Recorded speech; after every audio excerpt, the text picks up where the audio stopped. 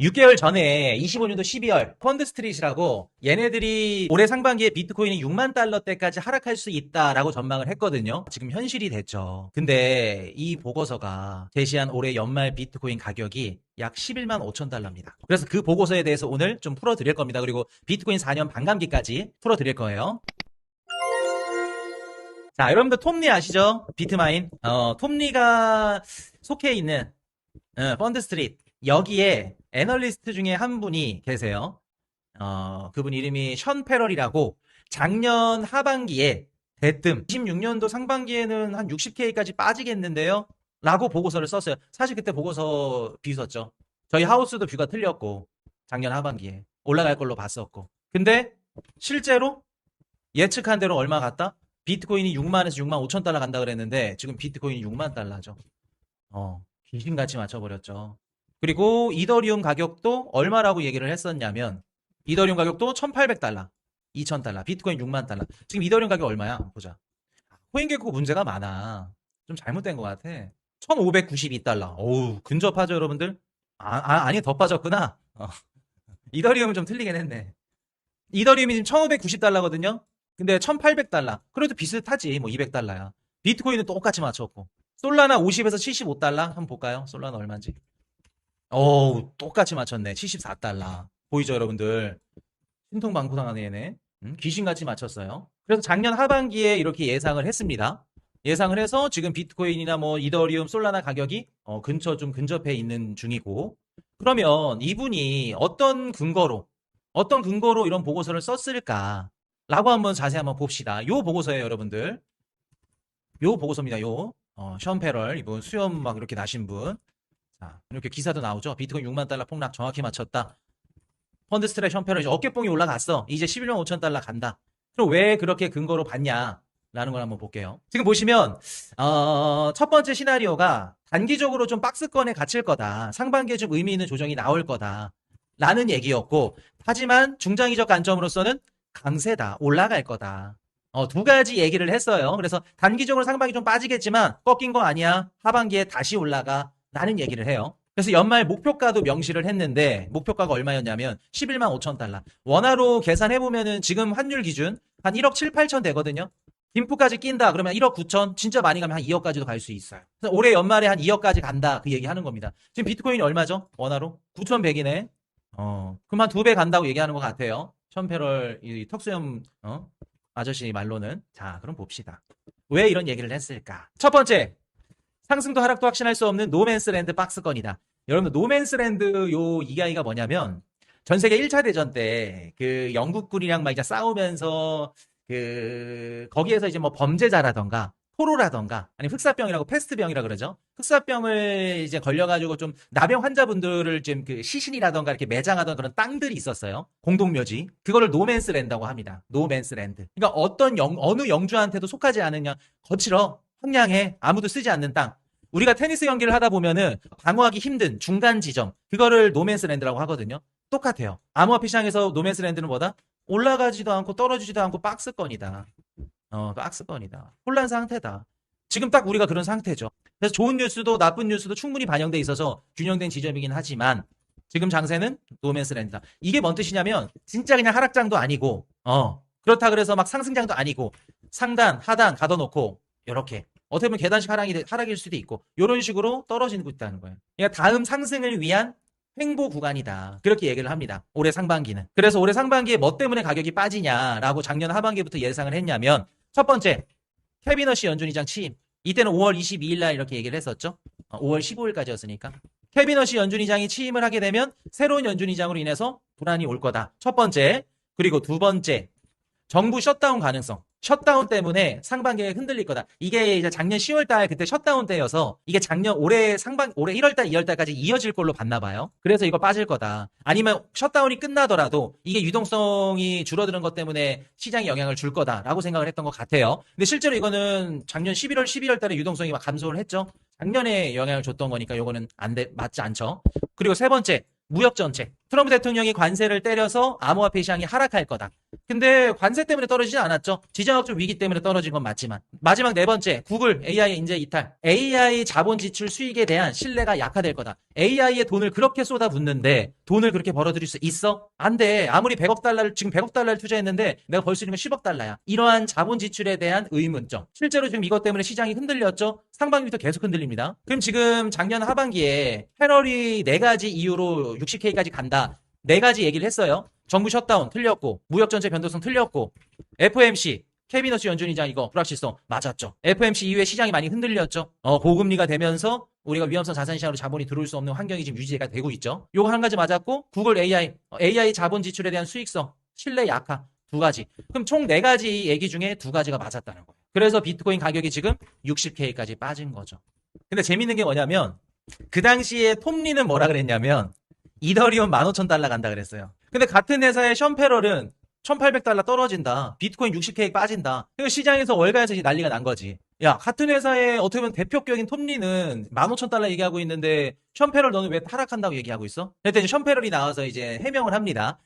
톰리 형님은 기관들을 대상으로 좀 중장기적 관점이고 나는 이제 좀 단기적으로 크립토 투자자 노출 대상 크립토 투자자들 노출 투자자 대상이야. 나는 20% 이상 그냥 개인 투자자들. 그래서 난 리밸런싱 중심이고 톰리랑은 나랑은 좀 성향이 달라. 그리고 나도 약세론이 아니야. 나도 단기만 약세일 뿐이지 어차피 연말에는 올라간다고 봐. 그러니까 어떻게 보면 여러분들 션페럴의 이런 뭐 실제로 가격은 맞았지만 근거나 이런 것들을 봤을 때는 조금 약하다. 왜? 어찌됐든 간에 얘네들 같은 회사이기도 하고 톱니랑 좀 같은 뉘앙스를 구조를 맞춰야 되기 때문에 연말에도 상승장을 얘기를 했을 가능성이 있지 않을까. 우리가 이런 다양한 시선들은 보고 있어야 돼요. 그래서 두 분석은 같은 시장이지만 다른 고객이다. 그리고 다른 시간 시야의 양립이 가능한 시각이다. 라고 이제 포장을 한 거예요. 션페런이. 자, 그러면 봅시다. 제일 중요한 건 오늘 연말이죠. 연말 상승하는 거. 11만 5천 달러 나오는 거. 지금 비트코인 가격이 뭐 6만 달러, 6만 3천 달러.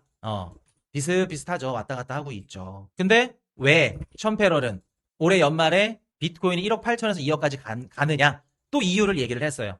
첫 번째는 노맨스랜드. 아까 말씀드렸죠. 이건 1차 대전 때 아무도 사용하지 않는 땅. 상단 하단 막아놓고 행보하는 거. 이 노맨스랜드가 탈출하고 끝나고 본격적으로 시작이 되는 게 4분기부터다. 올해 하반기부터. 그래서 횡보가 끝나고 하반기부터 1억 8천 2억까지 갈 가능성이 높다. 그 얘기를 하는 겁니다. 그리고 두 번째는 연준의 통화정책 전환이 금리 인하로 바뀐다. 저는 요거 가능성이 있다고 봐요. 요게 뭔 얘기냐면 지금 얼마 전에 6월 달에 FOMC에서는 캐비너시 연준의장이 좀 매파적으로 얘기를 했죠. 제가 그때 매파적인 이유를 뭐라고 말씀드렸죠? 왜 매파적이다?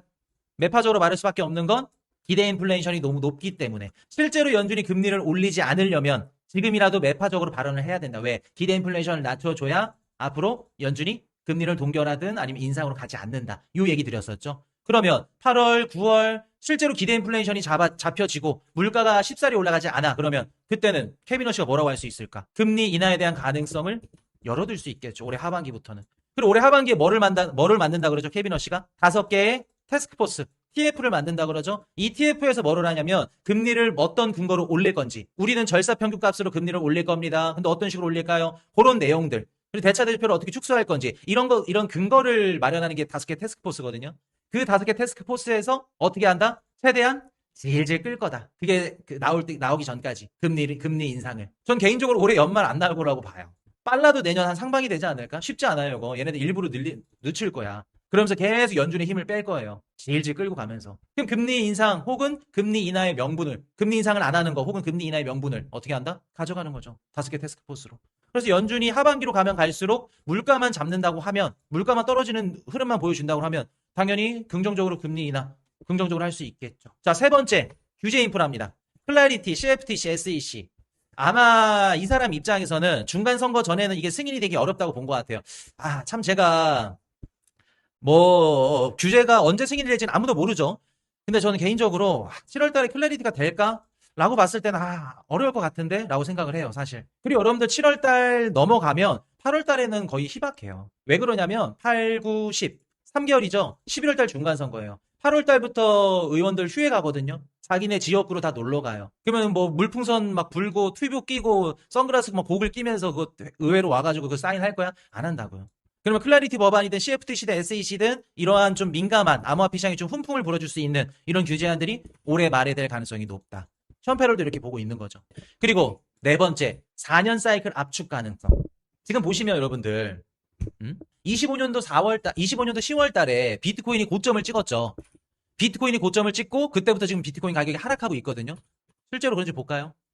여기가 꼭지죠. 25년도 10월 달. 여기서부터 지금 쭉 떨어지고 있죠. 그럼 딱 차트를 보고 야 이거 반감기 사이클 그대로 가네. 25년도 10월 달이 반감기 딱 마지막이었죠. 고점 딱 찍고 떨어지네. 그 생각하시는 분들 계실 거예요. 자, 그럼 여러분들 봅시다. 그 생각이 맞으려면 어떻게 돼야 되냐면 최저점이 언제 나오냐면 올해 4분기에 나와요. 반감기 사이클대로 따지면은 최고점 찍고 그 다음 연도 연말에 밑바닥이 나와요. 여러분들 21년도 최고점 찍고 언제 밑바닥 나왔죠? 22년도 11월 달에 나왔어요. 이 비트코인 2,400만 원. 그때 우리 코슈 하우스 분들 그 매수했을 때 비트코인 한 개에 2천만 원씩. 기억나시죠? 21년도 11월 10일 날 고점 찍고 쭉 빠져가지고 22년도 11월 FTX 그래서 파산했을 때 그때 최저점 나왔어. 그럼 1년 뒤 연말에 나와요. 그럼 작년 10월 달에 고점을 찍었으니까 4년 반감기 사이클로 간다. 그대로 사이클대로 가네 라고 생각하시는 분들은 올해 4분기 올해 10월에서 12월 달에 밑바닥을 찍어요. 항상 지금까지 반감기 사이클이 어떤 식으로 움직였냐면 12년도 11월 반감기죠. 그 다음 연도 하반기 고점이었어요. 우리가 24년도 3월 달에 반감기였고 그리고 25년도 10월 달에 고점을 찍었죠. 그래서 반감기부터 고점까지 12개월에서 18개월이거든요. 이거는 그대로 갔어. 24년도 4월 반감기 그리고 25년도 10월 고점. 그러면 4년 반감기 사이클대로 간다고 하면 올해 4분기에 최저점을 찍는 거예요. 2013년도가 고점 대비 72% 빠졌고요. 그리고 2017년도가 고점 대비 81% 빠졌어요. 그리고 21년도가 고점 대비 76% 빠졌어요. 그럼 여러분들 봅시다. 이번 연도도 지난 3개의 사이클대로 어느 정도 빠진다고 하면 26년도 말 예상되는 가격은 24,000달러. 거기서 24,000달러에서 35,000달러. 대략적으로 한 3만 달러까지는 떨어진다는 거죠. 올해 4분기에. 근데 현실적으로 3만 달러는 힘들죠. 지난 3개의 반감기 때는 기관들이 없었고 그리고 월가에서 이런 펀더멘탈도 없었기 때문에 뭐 월가 기관들 진입도 없었어. 뭐 ETF 상품도 없었고 그래서 지금 같은 경우에는 당연히 3만 달러 위로는 봐야죠. 그래서 만약에 그분들 얘기가 맞고 4년 반감기 사이클대로 간다. 그럼 4분기 전 최저점 가격이 만약에 간다고 했을 때 얼마까지 갈 가능성이 높다고 보냐면 4만 달러에서 한 5만 달러. 4만 달러까지는 쉽지 않을 거예요. 4만 5천에서 한 5만, 4만 5천에서 한 5만 정도? 그 정도까지는 갈 수는 있겠죠. 일시적으로. 떨어졌다 이렇게 반등하고. 만약에 4분기 그 사이클대로 간다 그러면. 근데 여러분들 여기 보고서를 쓴 저자는, 션페러는 그렇게 생각을 안 하는 거예요. 4년 반감기 사이클은 이미 깨졌다고 보는 겁니다. 이미 깨져서 어떻다? 올해 상반기에 최저점을 찍고 그리고 3분기, 4분기부터는 서서히 회복하는 움직임. 그래서 아까 말씀드렸던 비트코인이 올해 연말 11만 6천 달러까지 간다. 요 얘기하는 거예요, 션페러는. 저도 4만 5천에서 5만 달러? 기관들이 들어왔기 때문에 3만 달러까지는 힘들어 봐요, 전. 그래서 올해 4분기 보면은 4만에서 5만 달러. 반감기 사이클대로 간다고 하면. 혹은 션페럴. 이분이 얘기한 대로 가면은 3분기, 4만기 이렇게 회복하는. 그래서 이분 얘기는 뭐냐면 전통적 4년 사이클이 깨졌을 가능성이 높다는 거예요. 왜? 월가 기관들이 진입했기 때문에. 근데 저는 션페럴 이분 얘기에 어느 정도 동감해요. 연말에 뭐 이 정도 가격까지 간다까지는 모르겠지만 4년 사이클은 전 깨졌다고 보는 사람이기 때문에 요거는 맞지 않는다고 봅니다. 만약에 진짜 저점 찍는다고 하더라도 3분기 좀 일찍 찍고 4분기부터 좀 돌아서지 않을까라는 생각을 해요. 왜 그러냐면 사이클이 앞당겨질 수밖에 없어. 사이클이. 기관들이 들어왔고. 그리고 여러분들 전통적 4년 사이클이 우리가 말이 안 되는 게 수요와 공급의 법칙에 의해서 매번 지속이 됐잖아요. 지금은 수요와 공급 법칙이 아니야. 채굴자들이 시장을 컨트롤하는 상황이 아니잖아요, 지금. 그럼 어떤 게 영향을 줄 수 있냐면 말 그대로 심리적. 우리가 기술적 분석도 차트도 그렇고 심리적이죠. 심리적이야, 심리적. 시장 사람들이 대다수의 투자자들이 이렇게 갈 거다 하니까 그런 것들이 시장에 반영이 될 수는 있겠죠. 심리적인 요인은 될 수는 있겠지만 그게 근본적인 결과는 아니라는 거죠. 4년 사이클이. 이해되셨죠, 여러분들? 그래서 올해 4분기에 12만 6천 달러가 전고점이죠. 그걸 돌파하는지도 중요하고 일단은 11만 5천 달러만 가도 저는 유의미하게 사이클이 좀 깨졌다고 봐요. 이미. 그래서 아직까지는 4년 사이클이 지속됐다, 유지된다 라는 분석하신 분들이 있고 아니다, 깨졌다 저처럼 하신 분들이 있고 4분기 되면 이제 어느 정도 나오겠죠. 4분기 되면은. 근데 션페럴이 작년 하반기부터 좀 촉이 좋아가지고 적중률이 아주 높아요. 귀신같이. 좀 우리도 너무너무 진짜 마음이 아프고 죄송하지만 작년 하반기에 좀 대응을 잘해서 24년도 우리 24년도 상반기 하반기까지는 너무나도 익절도 잘하고 엑시트도 잘했는데 25년도 하반기에 한타를 놓쳐가지고 참 알트코인이야 뭐 어쩔 수 없다고 봐요. 알트코인 장이 안 오는 거는 우리가 어떻게 할 수가 없는 거잖아. 근데 비트코인이었어도 비트코인이라도 우리가 좀 최고점에서 엑시트를 해서 좀 현금화를 했어야 되는데 그 부분이 아직까지도 잘 때 생각이 나요. 가끔 꿈에 나오고. 근데 여러분들 어쨌든 간에 우리가 투자를 하면서 또 경험이 또 우리가 또 자양분이 되는 거니까.